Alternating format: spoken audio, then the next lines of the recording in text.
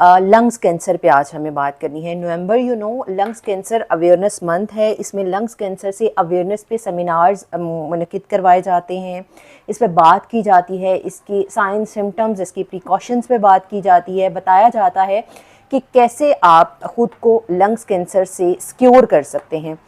अगर lungs cancer की बात करें तो 2022 में इकट्ठा होने वाला WHO का जो डाटा था उसके मुताबिक 2.48 मिलियन न्यू केसेस जो हैं वो रिपोर्ट होते हैं लंग्स कैंसर के, और 1.82 मिलियन जो डेथ हैं वो लंग्स कैंसर की वजह से होती हैं, जिसमें से एक हाई रेशो जो है वो मर्दों की है। ये कैंसर जो है इसकी ज़्यादातर शरह अमवात जो है वो मर्दों में पाई जाती है, और इसकी कॉज की लीड अगर हम देखें कि इसकी कॉज क्या हो सकती है, तो सबसे मोस्टली जो डेंजरस वजह होती है और कॉज होती है वो होती है स्मोकिंग। तंबाकू नोशी का ज़्यादा इस्तेमाल, स्मोकिंग का इस्तेमाल, धुएँ का इस्तेमाल, वो किसी भी सेंस में हो सकता है। आजकल तो जो सिगरेट है उसकी डिफरेंट कैटेगरीज आ गई हैं, उसको शीशे की सूरत में लोग इस्तेमाल कर रहे होते हैं। बच्चे कॉलेजेस के, यूनिवर्सिटी के जो हैं वो शीशा बहुत ज़्यादा इस्तेमाल कर रहे होते हैं, तो जिसकी वजह से लंग्स कैंसर जो है वो इसके पेशेंट बहुत ज़्यादा आना शुरू हो गए हैं। अगर हम बात करते हैं कि लंग्स कैंसर की वजह सिर्फ तंबाकू नोशी है, तो अभी हम अगर पाकिस्तान की बात करते हैं तो पाकिस्तान में जिस कदर डस्ट है उसकी वजह से, पोल्यूशन की वजह से, तो इसकी रीज़न जो है वो डस्ट भी हो सकती है, केमिकल्स हो सकते हैं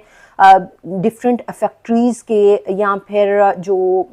गाड़ियाँ चल रही होती हैं इसकी वजह से बहुत ज़्यादा जो है डस्ट होती है। तो ये बेसिक रीज़न्स हो सकती हैं कैंसर की। अगर हम सिम्टम्स की बात करें तो सिम्टम्स क्या आते हैं, तो अर्ली सिम्टम्स जो हैं वो